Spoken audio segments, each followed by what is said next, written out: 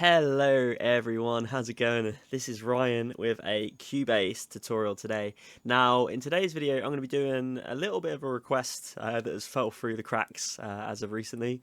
So, a little while ago, one of my friends called Josh requested that I did a little bit of a video or something along those lines, just to kind of give you guys an insight on how to achieve like a really clean, really sort of good sounding, should I say, like vocal mix in a track basically. So in today's video, I'm just going to spend a bit of time talking a little bit about the tuning elements and some of the basic processing, depending on how you say it.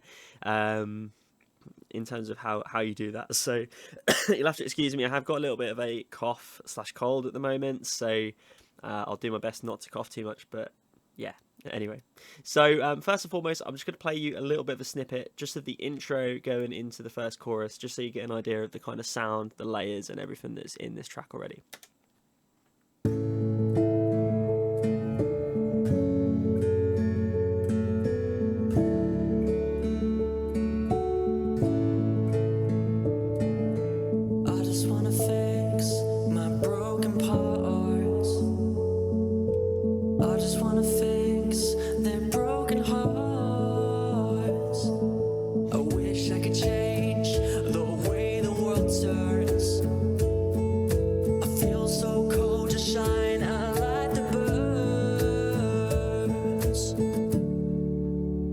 Just need a spark, a light within the dark. Do you see what I see? 'Cause it seems that way to me. We were so colorful, but now we're gray and dull. I don't wanna grow old without a hand to hold. Let's paint the ashes gold. Cool, you get the idea. There's a little at the end there as well, that's funky. Cool, so first and foremost, the first thing that I want to kind of point out is that the way I tend to layer my vocals is I always have obviously like a main vocal, and 9 times out of 10 I like to have an octave layer, which I'll just play what that sounds like with just the vocals and then the octave on its own so you can hear. So from a layering point of view, this is kind of what my verses always sound like. I just wanna fix my broken parts. I just wanna fix their broken hearts. And then just with the octave. Wish I could change the way the world turns. Cool. So you can hear there that's quite processed. I'm going to say processed because I'm a want to be American kid. Yeah, it's quite processed, and that's there's a reason for that. So in terms of tuning and stuff, like obviously, so if something's too auto-tuned in a genre where it's got like acoustic guitars and stuff, it can sound a little bit full on and a little bit heavy, like you're trying to be T-Pain or something. But having sort of like background vocals which have the majority of that kind of hard tuning, or not hard tuning, but more tuning than what you typically see in this genre, it does help kind of support the main vocal. And as you can hear as well, it's quite quiet in relation to the main vocal. So if we just play the main vocal on its own, and then I'll kind of put in the octave layer as well. I just wanna fix my broken parts. I just wanna fix their broken hearts. Cool, and you can hear there's like a level of atmosphere there as well. So you'll see when I open the inserts for the main vocals, this is pretty much the same apart from this. I've just added a little bit of an additional reverb in. I did another video where I talked about this reverb, and this is really, really good if you want atmosphere. And that's another thing as well, these octave layers are really good for atmosphere. But just to open up, you can see the raw insert is not on there. So that's just a little trick that you can adopt just to kind of elevate your vocals a bit more. And then similarly with the harmonies and stuff as well. So if I just click on the harmony track, I pan them very slightly left or right. I like to do left and right just so it adds a little bit of variety and differentiation for the listener. And then obviously the octave and the main vocal sits in the middle, typically, but no mix is always the same, as you can guess. So as for the actual plugins themselves, so I'm not going to go too much into tuning today. I might do a separate video on that. If we just look at the main vocal, I'll just give you an insight on the tuning so you can kind of see the level of which I've actually tuned this.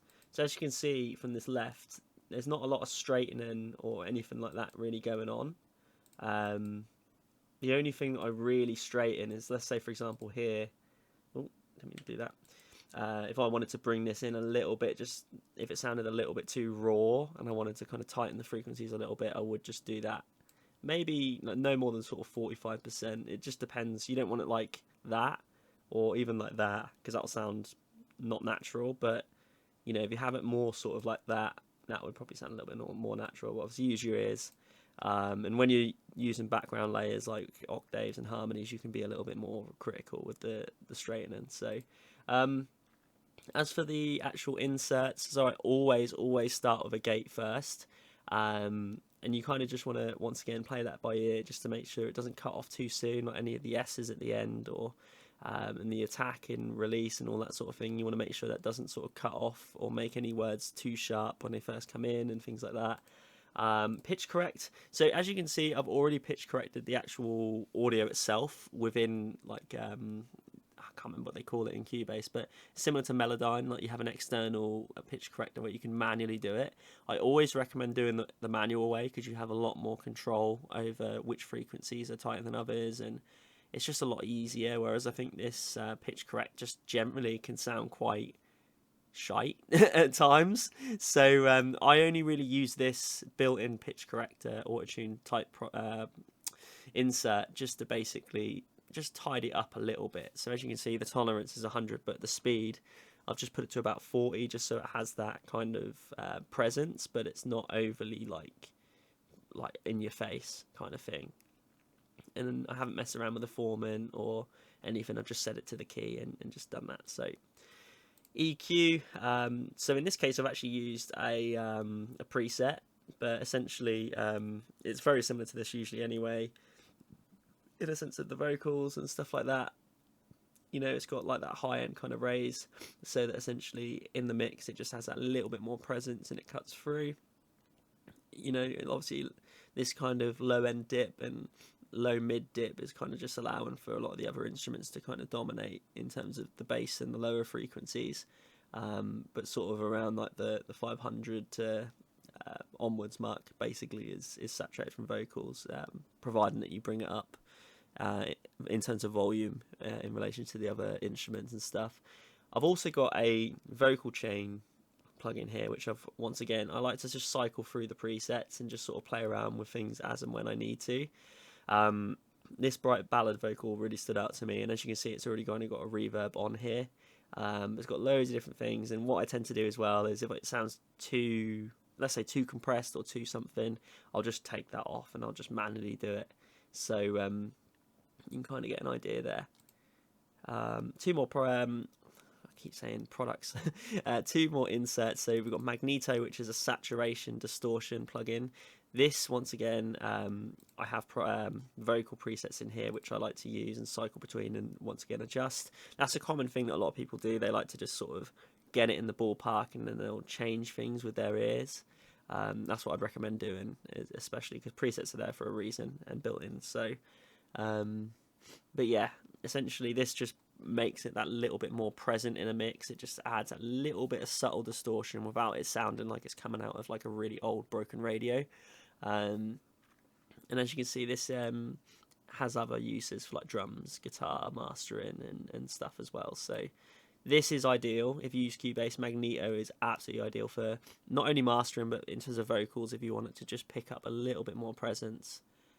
If anything you want to pick up a little bit more presence, then this is the plugin for that.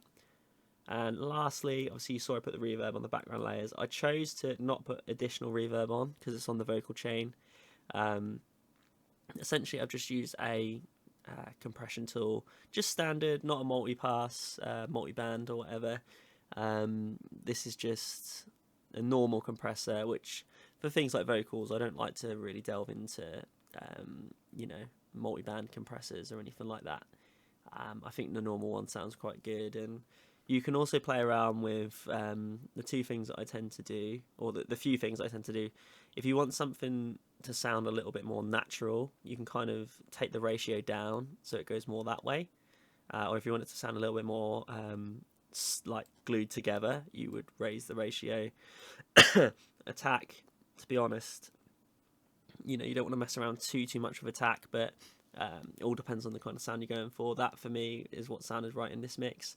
Analysis is just how much of the frequency or the audio frequency is picked up with a compression. And makeup, I left this one on auto. However, a lot of the time I like to do this manually because this just allows you to raise the volume and basically the intensity of the compression with the settings kind of provided. So that's just a little bit of an overview anyway on how I kind of mix my vocals.